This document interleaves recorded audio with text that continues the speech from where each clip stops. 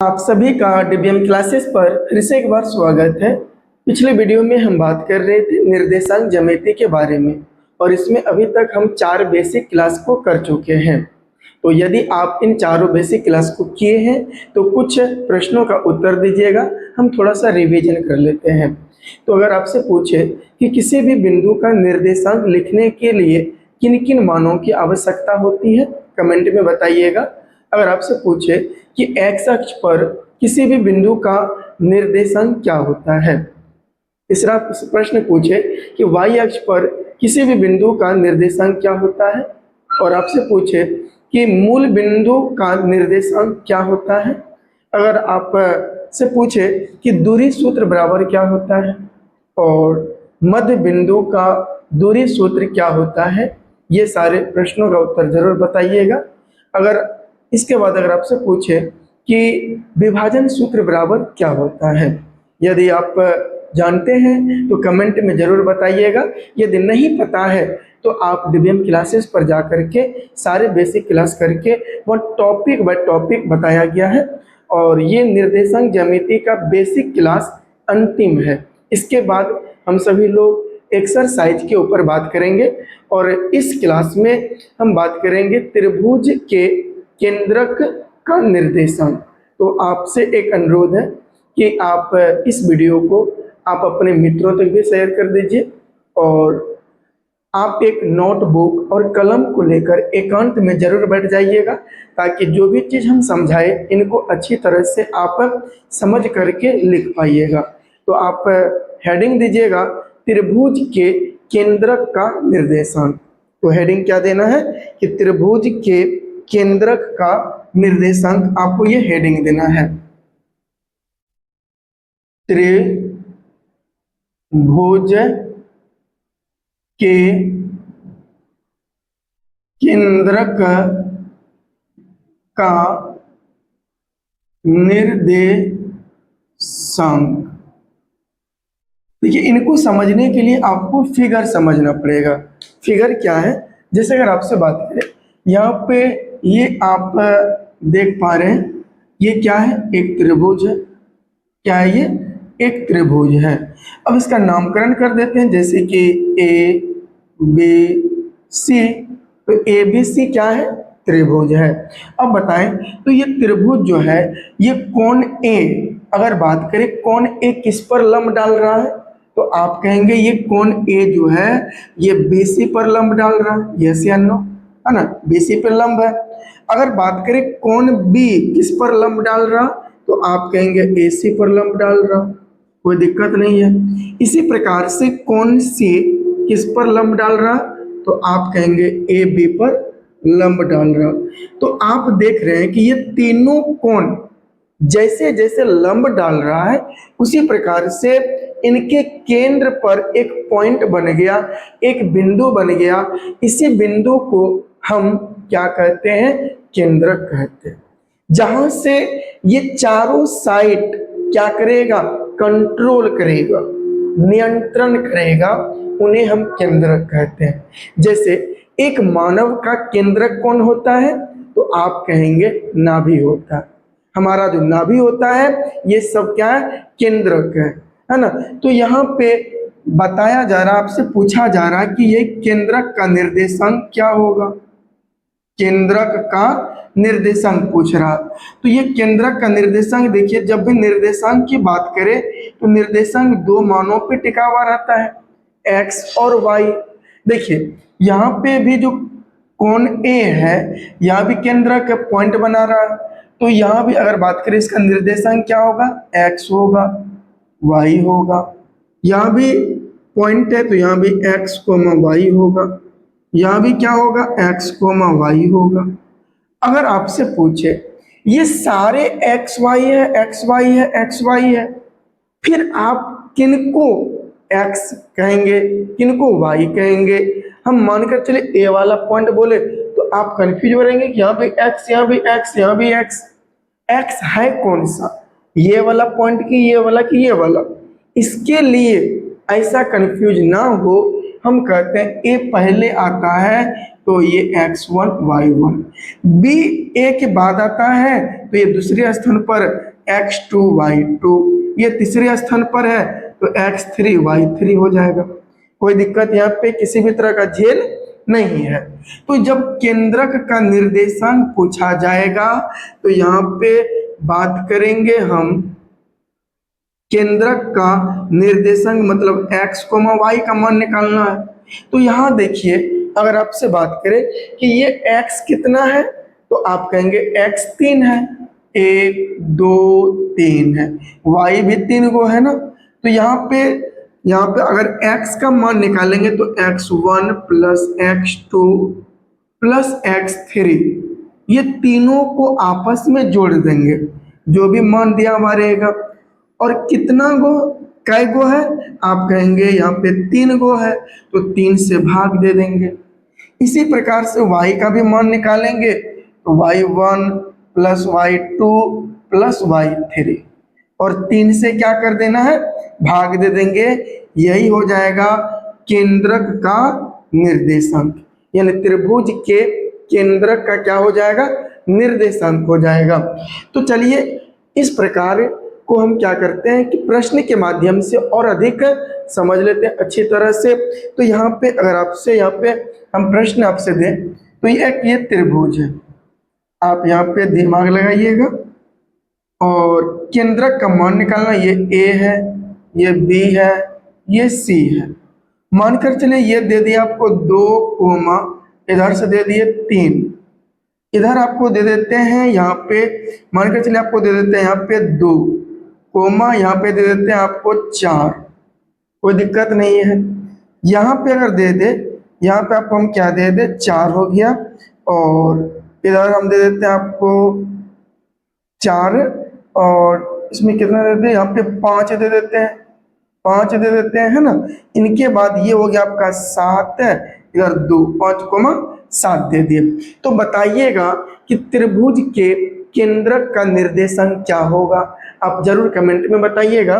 तो यहाँ पे आप कहेंगे सर त्रिभुज का जो केंद्रक के निर्देशांक होता, केंद्रक का जो निर्देशांक यानी x, y का जो हम मान ज्ञात करेंगे, ये क्या होगा, x1 plus x2 plus x3 और बट्टे 3 से भाग दे देंगे, है ना। इसी प्रकार से y1 plus y2 plus y3 और 3 से क्या कर देंगे, भाग दे देंगे। अब नीचे मेरे पास जगह नहीं है, आइए हम ऊपर में इनको सॉल्व करके देखते हैं। तो यहाँ पे x1 का मान क्या हो जाएगा, आप कहेंगे सर यह हो जाएगा आपका 2 प्लस x2 का मान 2 प्लस x3 का मान यहाँ 5 है बट्टे 3, कोमा यहाँ y1 का मान कितना है, कहेंगे 3 प्लस y2 का मान कितना है 4, y3 का मान कितना है 2 बट्टे कितना हो जाएगा 3 हो जाएगा। तो यहाँ पे क्या करेंगे, सबको आपस में जोड़ दीजिए, 2 2 4 5 9 बट्टे 3, कोमा यह हो जाएगा 7 2 9 बट्टे 3, टोटल क्या बराबर है। तो यहाँ पे देखिए 3 एक कम 3 3 3 9, 3 एक कम 3 3 3 9, यानी कि यहाँ पे 3,3 ये क्या हो जाएगा, त्रिभुज के केंद्रक का निर्देशांक क्या हो जाएगा, त्रिभुज के केंद्रक का निर्देशांक यानी x, y बराबर आपका 3,3 हो जाएगा, 3,3 ये क्या हो जाएगा, इसका उत्तर हो जाएगा। कोई दिक्कत यहाँ पे नहीं होना चाहिए। अब देखिए इसी तरह से हम आपको एक प्रश्न देने का प्रयास करेंगे। यहाँ पे आपको लिखना है प्रश्न संख्या यहाँ पे 2, यानी कि आप लिखेंगे बिंदुओं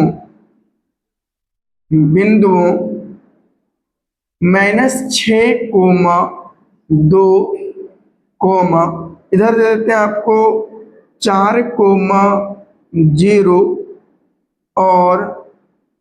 और यहाँ पे लिखा है 4 कोमा, यहाँ पे 0,4 दीजिएगा ताकि कट करके अच्छी तरह से उत्तर आ जाए। और यहाँ पे क्या रहे 3,-6, 3, -6 से बनने वाले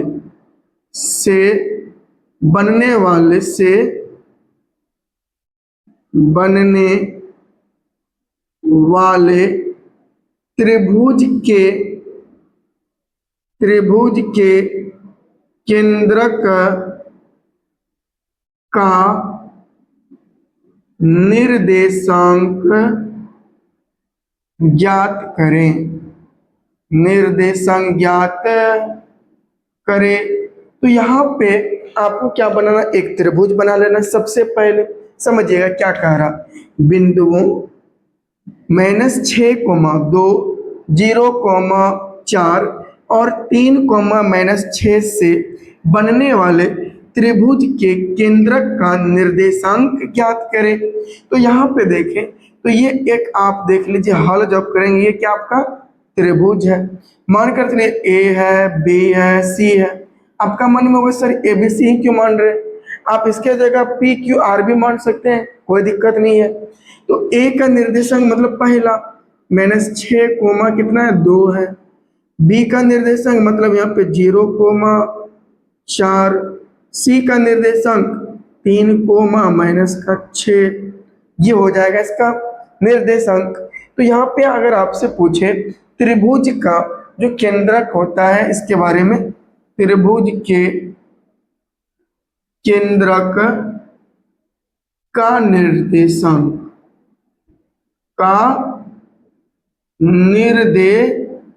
मतलब x, y। x, क्या निकालना y बराबर क्या हो जाएगा। तो यहाँ पे आप कहेंगे सर कोई दिक्कत नहीं, x1 + x2 + x3/3, यहाँ 3 देना 2 नहीं, y1 + y2 + y3/3 इसी पे बैठा दीजिए। तो यहाँ पे x1 का मान कितना है सर, तो कहेंगे -6।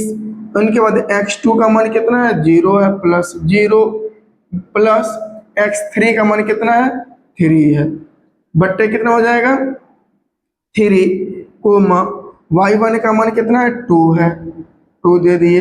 इनके बाद y2 का मान कितना है, तो कहेंगे 4 + 4 प्लस यहाँ पे यहाँ पे 3 का मान कितना है -6 है। तो देखिए ये प्लस ये प्लस माइनस यहाँ पे -6/3 हो जाएगा, है ना। इनको हम इधर ले आते हैं ताकि नीचे जगह आपको अच्छी तरह से दिखाई पड़े। तो यहाँ पे देखिए अगर बात करें यहाँ पे -6 और 3 बचा कितना -3/3, यहाँ पे देखिए प्लस प्लस में जुटेगा 4 × 2 = 6, इधर -6 0/3, यानी कि यहाँ पे उत्तर आएगा इसका 3 एकम 3, 3 एकम 3, -1, 0 किसी भी संख्या से भाग देते हैं 0 भी आता है, यानी कि कहेंगे त्रिभुज के केंद्रक का निर्देशांक क्या होगा। इसलिए त्रिभुज के केंद्रक का निर्देशांक x, y बराबर क्या निकला -1, 0। तो उम्मीद करते हैं ये आपको अच्छी तरह से समझ में आया होगा। यदि समझ में आया तो आप इनको क्या कर लीजिए, नोट कर लीजिए। अब चलिए हम बात करते हैं त्रिभुज के क्षेत्रफल क्या होता है। हेडिंग दे दीजिएगा त्रिभुज का क्षेत्रफल। क्या करना है यहाँ पे आपको हेडिंग क्या देना है, त्रिभुज का क्षेत्रफल। तो ये त्रिभुज का क्षेत्रफल कहने का मतलब क्या हुआ कि ये आप क्या देख पा रहे हैं, ये एक त्रिभुज है ना, ये क्या एक त्रिभुज है। अब यहाँ पे देखिए क्षेत्रफल मतलब क्या, जगह, स्थान। ये खाली स्थान आप जो देख पा रहे हैं यही क्या है, इसका क्षेत्रफल है। इसी को ज्ञात करने के लिए सूत्र होता है भैया, आप इनके सूत्र को अच्छी तरह से पढ़े होंगे। वो क्या पढ़े होंगे समझिएगा, आप पढ़े होंगे 1/2 इंटू आधार गुना ऊंचाई, यही पढ़े होंगे ना, उधार गुना क्या ऊंचाई पढ़े होंगे। तो ये वाला फॉर्मूला हम यहाँ पे इस्तेमाल नहीं करेंगे, ये वाला जो फॉर्मूला होता है त्रिभुज का जो क्षेत्रफल होता है, इनको हमने देखेंगे। इनके लिए अलग फॉर्मूला आता है, वो क्या होता है चलिए वहाँ देख लेते हैं। ये होता है क्या, 1/2 बड़ी कोष्ट कर दिए, कोई दिक्कत नहीं है। यहाँ पे होगा x1, क्या होगा x1। देखिए यहाँ पे जो जो एंगल हो दिया हुआ रहेगा, जैसे मान कर चलिए a है x1 कोमा y1, b समझ लिए तो इसको x2 कोमा y2, ये c पॉइंट है तो ये होगा x3 कोमा y3 हो जाएगा। तो ये सारे जो आप कोण को देख रहे हैं, इसी के सहयोग से हम क्षेत्रफल ज्ञात करेंगे। तो इनके लिए क्या होगा, x1 कोष्ठ में होगा यहाँ पे y2 माइनस y3, फिर कोष्ठ बंद हो जाएगा। फिर यहाँ पे क्या होगा, प्लस का यहाँ हो जाएगा आपका क्या, x2, फिर कोष्ठ खोलेंगे यहाँ पे, और कोष्ठ खोलने के बाद यहाँ हो जाएगा क्या, y3 माइनस का y1, कोष्ठ बंद। इनके बाद प्लस यहाँ हो जाएगा x3, इनके बाद क्या होगा, ये 3 है, ये क्या है x3, और यहाँ हो जाएगा आपका क्या, ये y यहाँ पे 1 माइनस y2 हो जाएगा। यही क्या है इसका, ये आपका फॉर्मूला हो जाएगा। किसका फॉर्मूला होगा, तो ये होगा त्रिभुज का क्षेत्रफल। अब देखिए इसको याद कैसे करेंगे। देखिए यहाँ से अगर हम ट्रिक के बारे में बात करें तो वो ट्रिक क्या निकल रहा है, यहाँ से देखिए x1 x2 x3 ये सारा यही रहेगा, यहाँ भी x1 या x2 या x3, लेकिन पॉइंट आ जाता है यहाँ पे। देखिए ये वाला क्या, एक ये आपका 23 है, ये वाला क्या है 31 है, और ये वाला क्या 12, 23 31 12। ये क्या एक ट्रिक समझ लीजिए, याद करने का टेक्निक। जब भी त्रिभुज का क्षेत्रफल पूछे तो आपको ये वाला फॉर्मूला का इस्तेमाल करना पड़ेगा, क्योंकि ये आपसे पूछा ही जाता है। इसीलिए याद करने का एक ही ट्रिक है, 23 31 12। देखिए अंदर में y रहेगा, सिर्फ y देना है, तो यहाँ पे हो जाएगा क्या, त्रिभुज का क्षेत्रफल 1/2 x1 कोष्ठ में y2 माइनस y3 प्लस यहाँ पे हो जाएगा x2 कोष्ठ में y3 माइनस का y1 प्लस x3 यहाँ हो जाएगा कोष्ठ में y1 माइनस y2। ये हो गया यहाँ पे त्रिभुज का क्षेत्रफल। अब देखिए इस पे किस प्रकार के प्रश्न बनता है, चलिए इनको भी हम यहाँ पे देख लेते हैं। तो यहाँ पे एक त्रिभुज आपको देते हैं, और इस त्रिभुज के सहयोग से आप क्या करेंगे, इनका क्षेत्रफल ज्ञात करेंगे। जैसे कि अगर आपसे दे दे, यहाँ पे आपको दे देते हैं 1 2, ये a है, ये 1 2, ये b समझ लीजिए। इनका जो निर्देशांक है वो है 2 -3, और यहाँ ये c निर्देशांक है, इनका जो निर्देशांक है वो है 4 5 है। तो ये आपको कोण का मान दिया गया है, जो पॉइंट A है, B है, C इसका दिया गया है। अब इसका क्षेत्रफल ज्ञात करना है। क्या ज्ञात करना है, ये क्षेत्रफल ज्ञात करना है। तो बताइए आप इनके क्षेत्रफल को किस प्रकार से ज्ञात करेंगे, तो कहेंगे बहुत सिंपल है सर, यहाँ पे क्षेत्रफल कह रहा है ना, क्या कह रहा, त्रिभुज का क्षेत्रफल।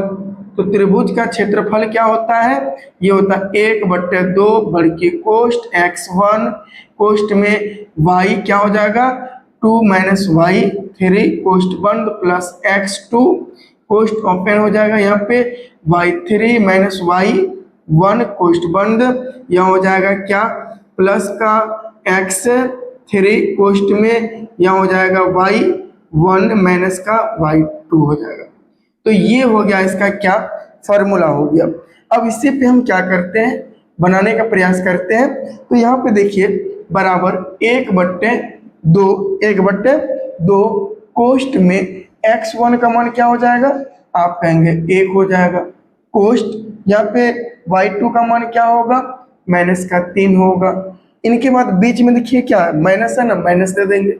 y3 तो y3 यहाँ पे हो जाएगा 5 कोष्ट बंद, फिर प्लस का x2 की जगह क्या है 2 है कोष्ट में, यहाँ हो जाएगा आपका क्या y3, तो y3 यहाँ पे देख सकते हैं यहाँ पे क्या है, तो यहाँ पे आप 5 देख पा रहे हैं माइनस y1, तो y1 मतलब यहाँ पे क्या हो जाएगा 2 हो जाएगा कोष्ट बंद, प्लस यहाँ पे x3 का मान क्या है कहेंगे 4 है, फिर कोष्ट में यहाँ पे क्या हो जाएगा आपका y1 मतलब 2 माइनस y2, तो y2 कितना है माइनस का 3 है, तो माइनस माइनस प्लस ये 3 हो जाएगा, कोष्ट बंद हो जाएगा बराबर 1/2 कोष्ट में, यहाँ देखिए 1 से किसी भी संख्या में गुना करेंगे तो वही होगा, और -3 -5 -8 हो जाएगा, बीच में प्लस है, यहाँ पे देखिए 2 है ना,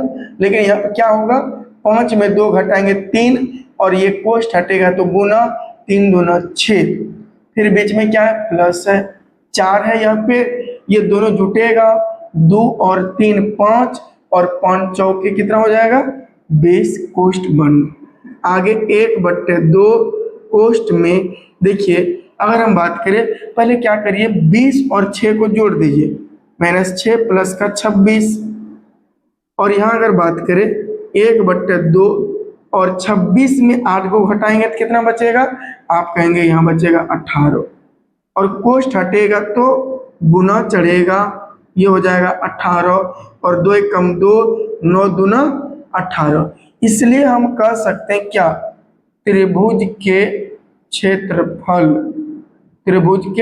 क्षेत्रफल बराबर क्या हो जाएगा बताइएगा, तो आप कहेंगे 9 वर्ग मीटर, 9 वर्ग क्या हो जाएगा मीटर। उम्मीद करते हैं ये आपको समझ में आया होगा, यदि समझ में आया इनको भी आप नोट कर लीजिए। देखिए आपसे पूछा जाता है के का मान निकालने के लिए, के का मान तब होगा जब तीनों बिंदुएं संरेखी होगी, आप कमेंट में बताइएगा यदि तीनों बिंदुएं संरेखी हो तो त्रिभुज का क्षेत्रफल क्या होता है, तो त्रिभुज का क्षेत्रफल 0 होता है, तो आप नोट करके यहाँ पे लिख लीजिए, नोट करके आपको लिखना है, क्या लिखना है, लिखना है कि यदि तीनों बिंदुएं, ये सारा चीज पढ़ाए हुए, तीनों बिंदुएं संरेखी हों तो त्रिभुज का क्षेत्रफल, तो त्रिभुज का क्षेत्रफल क्या होगा 0 होगा, क्या होगा 0 होता है, 0 होता है। ये आप क्या कर लेंगे एकदम अच्छी तरह से याद कर लेंगे, क्योंकि के का मान पूछा जाता है निकालने के लिए तो वो तब होगा जब बिंदुएं संरेखी होगा, तो बिंदुएं संरेखी जब होती है तो इस कंडीशन में त्रिभुज का क्षेत्रफल क्या होता है 0 होता है। उम्मीद करते हैं ये सारी चीज आपको समझ में आया होगा। अब नेक्स्ट क्लास में हम एक्सरसाइज के ऊपर बात करेंगे। आपसे अनुरोध है यदि आप अभी तक इस वीडियो पर बने हुए हैं तो कमेंट में ज़रूर अपना राय रखिएगा कि मेरे बताने का तरीका, समझाने का तरीका किस प्रकार का है, यदि इसमें और अधिक इम्प्रूव करना है तो आप ज़रूर बताइएगा। और आपसे एक रिक्वेस्ट है कि आपको जो भी टॉपिक पढ़ना है, चाहे वो मैथ हो, साइंस हो, हिस्ट्री, हिंदी, जो भी पढ़ना है कमेंट में बताइएगा, ताकि हम उनके बेहतर अच्छी तरह से तैयारी करके हम आपको बताने का प्रयास करेंगे। और आपसे एक हम्बल रिक्वेस्ट है कि यदि सेशन पर बने हुए हैं, यदि सेशन को लाइक नहीं किए तो इनको लाइक भी कर लीजिएगा, चैनल पर नए हैं तो चैनल को भी सब्सक्राइब कर लीजिएगा, और इस वीडियो को अपने मित्रों तक भी जरूर शेयर कर दीजिएगा। मिलते हैं नेक्स्ट वीडियो में, आज के लिए यहीं तक, धन्यवाद।